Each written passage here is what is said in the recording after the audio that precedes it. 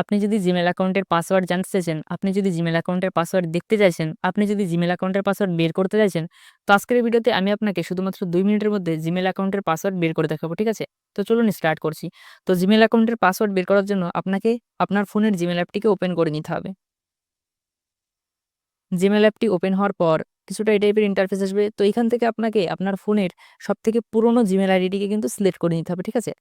তারপর কি করতে হবে? এখান থেকে আপনাকে প্রোফাইলের অপশনটিতে ক্লিক করে দিতে হবে। তারপর কিছুটা এই টাইপের ইন্টারফেস আসবে। তো এখান থেকে আপনাকে ম্যানেজ ইওর গুগল অ্যাকাউন্ট এই অপশনটিতে ক্লিক করে দিতে হবে।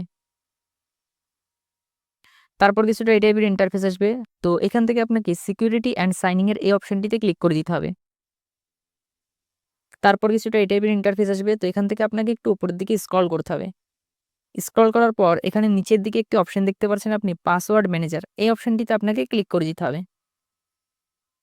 তারপর কিছুটা এই টাইপের ইন্টারফেস আসবে। তো এখানে আপনার ফোনের সমস্ত অ্যাপ্লিকেশনের পাসওয়ার্ড কিন্তু সেভ হয়ে থাকে, ঠিক আছে? তো গুগল অ্যাকাউন্টের পাসওয়ার্ড মানে জিমেল আইডির পাসওয়ার্ড দেখার জন্য আপনাকে google.com এর এই অপশনটিতে ক্লিক করে দিতে হবে।